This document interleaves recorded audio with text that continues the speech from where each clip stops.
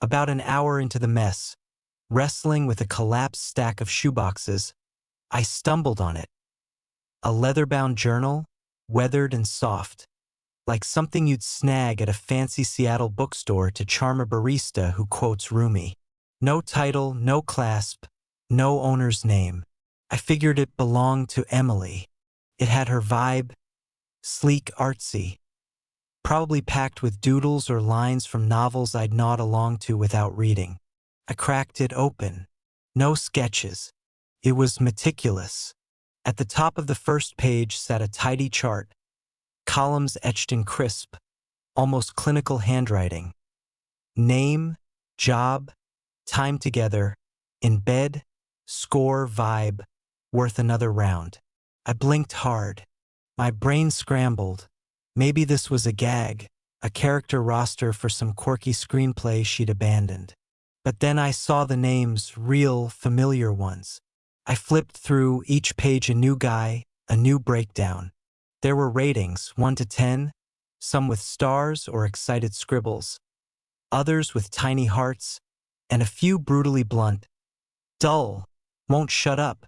One entry noted, gorgeous, lousy kisser, still a win. Another, hooked up in his CEO's office. He bawled after. Hard pass. My mouth went dry. I skipped to the final page. There I was, Michael, CPA, 7 years running, 6/10 in bed. Vibe, steady but safe, like a turkey sandwich on a Tuesday. Worth another round, been there, done that. Not sure why I'm still here. I slumped onto the chilly tile floor, staring at those words like they were written in code. Steady, safe, turkey sandwich. No anger, no sobs. Just a heavy knot in my chest, like learning your go-to playlist was made for someone else. The worst part? She didn't even bother to hide it. No lock, no secret stash. Just sitting there, begging to be found. I lost track of time, the world tilting as minutes bled into each other. I must have reread my page half a dozen times, hoping the words would morph. That turkey sandwich was some clever compliment I was too dense to catch. But nope, it was exactly what it seemed. A performance eval, and I was the guy who barely made the cut. Eventually, I paged through the journal deliberately, treating it like a crime scene because it sure felt like one. The names kept hitting. Ethan, the guy next door. Noah, the freelance photographer. Liam, the DJ from that wedding. My stomach churned with every entry. I knew these guys. Some had been in our home, grinning at me, sipping my bourbon. One even borrowed my toolbox. Dates were jotted next to the entries, some from before we tied the knot, but plenty after. Like that week I was at a conference in Denver. She'd written, Logan, gym coach, built like a tank, faked a leg cramp to tap out. I remember FaceTiming her that night. She said she was lonely, missed me. I heard her pour wine and sigh. Quiet day, she'd claimed. Lies, polished, effortless lies. I kept turning pages. My hands were ice, my chest burning. One entry froze me. James, our marriage counselor, knew it was wrong, but the thrill was too good. Thrill? I snapped the journal shut and just sat there. The book heavy in my lap, hands dangling, like I was clutching a truth bomb I wasn't ready to defuse. My wife, the woman who nestled into me at night, who sent heart emojis when I stayed late at the office, was out here writing TripAdvisor reviews for guys like they were craft beers. I should have been livid, should have chucked the thing across the room, roared something primal. But instead, I got up, trudged to the printer and made copies. Then I slid the original back where it was. Why? Some quiet voice in me said, hold off. Sleep didn't come that night. Emily breezed in around 9, reeking of rose and high-end perfume. She kicked off her flats by the door and flashed that smooth, rehearsed smile. the one she used to seem effortlessly warm.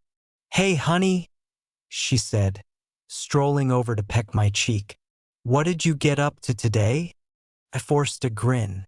"Tamed the closet," I said, like I hadn't just tripped over a grenade in our marriage. She chuckled and leaned against the counter. "About time. That thing was stressing me out." I nodded, opened the fridge, rummaged for nothing, just to keep my face hidden. She didn't flinch, didn't care. "Find my art pads?" she asked, pouring a glass of Sauvignon Blanc. "Just boxes, sneakers, old cables," I said, voice flat. Not a hint of guilt crossed her face, no twitch, no pause. She pivoted to a story about a coworker, Dylan, who overshared at their team meeting, like, "We get it, Dylan, your breakup's rough, but don't sob over the PowerPoint." I nodded on cue, smiled when I had to, but I was gone, replaying pages, names, scores, 6 out of 10, steady but safe. That line stuck like a splinter. The next day, I started my own log, digital, naturally. I'm not that dramatic. Entry 1, timeline check. I dug into my work calendar, matched her journal dates with my travel, meetings, late nights. It fit too perfectly. October 22nd, I was in Seattle for a tax workshop. She had drinks with Carter, old college flame. Finally sealed the deal. Crazy chemistry. November 10th, I was down with a cold. She wrote, "Quiet day with Owen, neighbor. Shockingly passionate, might revisit." I stopped. Owen, the guy who always offered to clear our sidewalk, who dropped off zucchini bread last winter. My gut twisted. I pulled up our Christmas party pics on my phone. There he was, smirking in the background, Emily next to me, squeezing my hand. All an act. How far did this go? I started searching names, Facebook, LinkedIn, Tinder. Entry 2, profile matches. Some were still active. I found one guy, Dylan, on a dating app, same pic Emily once said, "Scream, dude who thinks protein shakes are a hobby." Guess she changed her tune. He scored an 8.5 in her book, Killer Arms, Dull Chatter. Would book again. Book. Like he was a yoga class. I slammed my laptop shut. That night, I couldn't stop staring at her. She was in the kitchen, tossing a salad, humming softly, hair in a messy bun, loose tea, half-empty wine glass, again. She looked so normal, so her. She caught my eyes and grinned. "What's up?" "Just thinking," I said, "about us." She sauntered over, leaned on the table, peered at me. "Good thoughts or bad?" she teased, playful. I scanned her face, the faint freckle by her eye, the curve of her smile, the slight tilt of her head when she wanted to win me over, all the things I used to love. Now they felt scripted. "How about we shake things up this weekend?" I lied. Her face lit up. "Yes. Maybe a winery trip or a cozy cabin up north. I saw this adorable spot online." I nodded. "Sounds perfect." She kissed me soft, quick, then went back to her salad, her wine, like I wasn't smoldering inside. Later, I opened her journal again, page after page of betrayal dressed up as journaling. I skimmed the margins, the doodles, the underlines. One note jumped out: list rules, truth first, emotions later. Guys come and go, but epic moments last. That was it. No yelling, no tears. I was going to catalog because if Emily loved lists, she'd adore the one I was building. By the weekend, I'd read her journal twice, front to back. I memorized the worst bits, let them sink into me like lead. I logged her tastes, her notes, her top picks. I even made a spreadsheet, classic accountant move. Just data, raw, clear, merciless. And she kept acting like everything was fine. Saturday morning, she strolled into the living room in my old Cubs tee, the one she always swiped post-laundry. Her hair was sleep-tousled and she rubbed her eyes like a kid. "Morning, babe," she yawned. "Want coffee?" "Sure," I said. "Thanks." She padded to the kitchen. I heard the kettle's hum, the clink of a mug, the stir of a spoon, a lullaby of normal life. I watched her move, her easy sway, the way she bobbed to some silent tune like the world was kind and bright. She brought my coffee, kissed my temple, and plopped across from me with her own mug. We should do something big, she said out of nowhere. Things feel a bit Sammy lately. I nearly snorted my coffee. Sammy? I asked, biting back a laugh. Yeah, she smiled. Like, cozy, solid. But maybe we need a spark. What about Paris this spring? She was dead serious. This woman who called me a turkey sandwich wanted to jet to Paris with me like I was her trusty sidekick, not the guy she rated in a secret diary. I blinked, sipped my coffee, swallowed fire. Sounds amazing, I said. Where in Paris? She launched into a spiel about cafes and art galleries, her voice bubbly, dreamy. A woman smitten, and it turned my stomach. That night, she got dolled up, just for kicks. She wore a sleek navy dress, low-cut back, one she hadn't touched since our 3rd anniversary. I remember that night. I reserved a rooftop table, brought lilies, gave her the gold necklace she swore she loved. That same week, she hooked up with a barista from her Pilates class. Wyatt, inked, hands like a dream, needed a smoothie to recover. I still had the receipt for that necklace. Don't I look hot tonight?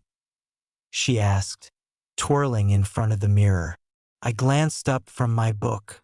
You always do, I said, steady. She grinned, strutted over, and perched on my lap, arms looping my neck, lipstick grazing my cheek. You've been so sweet lately, she murmured. I'm loving this side of you. This side, the one that knows your game, the one staying quiet while plotting to flip your world. In bed, she curled into me. You're cozy, she mumbled. I traced her back. My voice came out sharper than I meant. Cozy? Or just what you're used to? She propped up. What's that mean? Nothing. I kissed her forehead. Sleep. She studied me a second longer, then settled back down. The next few days were an Oscar-worthy act. She cooked dinner, giggled at my dumb quips, even suggested we retry couples Pilates.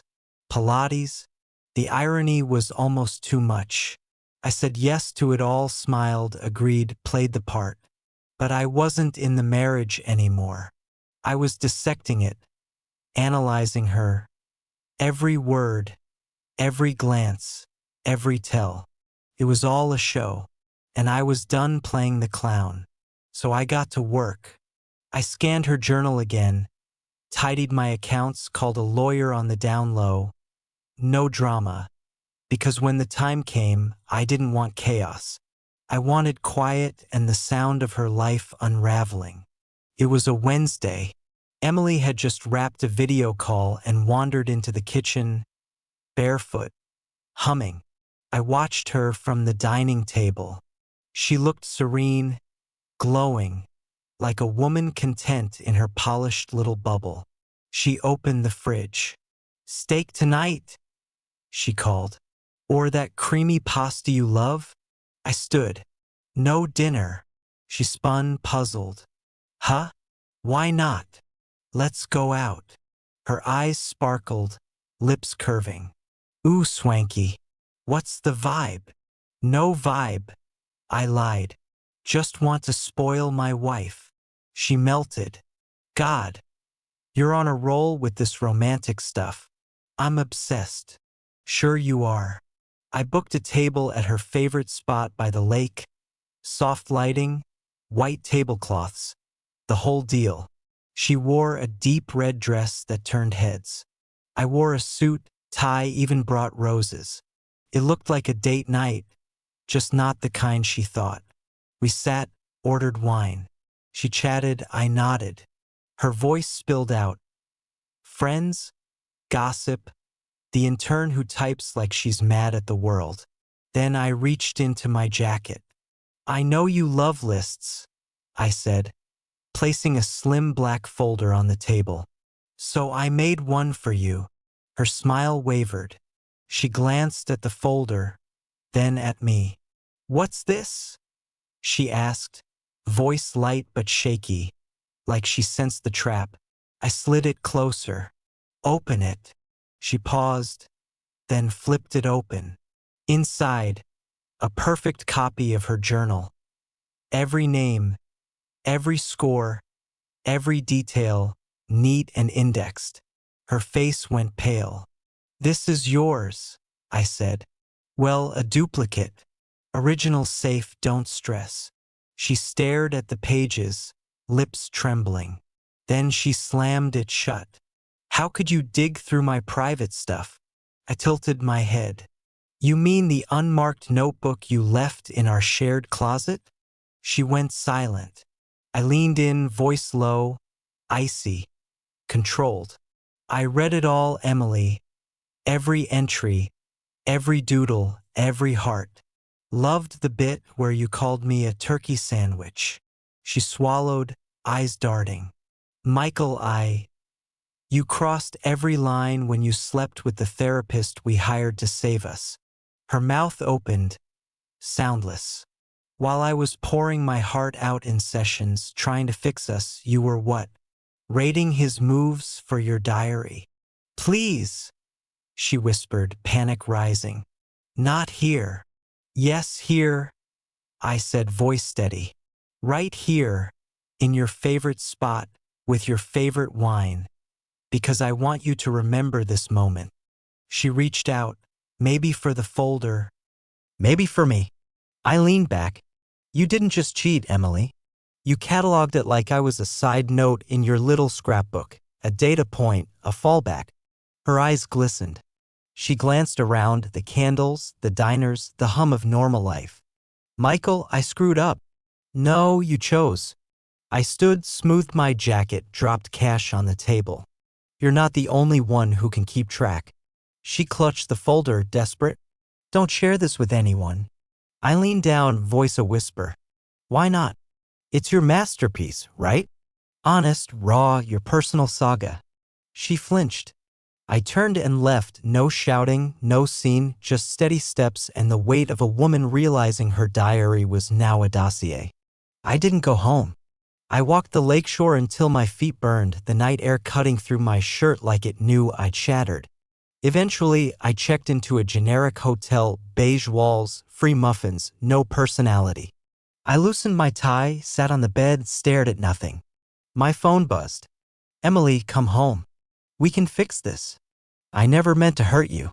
It was a phase. You violated my privacy, Michael. That journal was mine. I messed up, but you blew it out of proportion." Classic, remorse to deflection, apology to blame. I didn't reply. The next day, I called a lawyer. It was calm, professional. He asked about infidelity. I laughed. "Oh, plenty," I said, with a scorecard to back it up. He paused. "A scorecard? Long story," I said. 2 days later, I went home while she was at work. I grabbed essentials, left her gifts, ties, trinkets, that anniversary necklace in a tidy stack on the counter. Next to it, an envelope. Inside, one line: "It wasn't the affairs that broke us.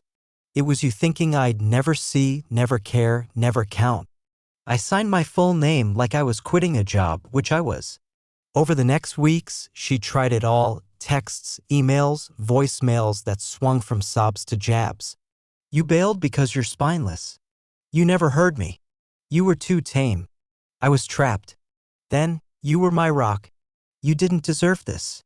I see that now. Please, I blew it." Her last letter came 6 months later, handwritten, scented with her perfume. "You were the warmest man I knew, my safe harbor, and I wrecked it. I chased thrills, but found only voids. If I could, I'd pick you every time. I read it once, tucked it in a drawer I never touch. I'm dating now, Sophie." She laughs with her whole body. She doesn't keep logs of flings or rate guys like coffee shops. When she holds me, she's present, not measuring me against old flames. And you know what? I'm no one's turkey sandwich anymore. I'm me fully, with someone who doesn't tally points. As for Emily, her lists didn't save her. Word spread, not from me, but because lies fester. A coworker found her journal in her glove box once and never met her eyes again. Owen, the neighbor, stopped nodding hello. She stayed in our house, alone, silent, the same rooms, same counters, but the glow was gone. Her perfect life, candles, brunches, curated posts, started to feel empty, even to her. She tried dating new guys, new trials, but they didn't stick because even the spiciest dish goes cold when you're always chasing the last one. The journal? Rumor is she burned it. Or maybe that's the story she tells, like it's some poetic reset, flames, and rebirth. But that only works if you stop adding pages.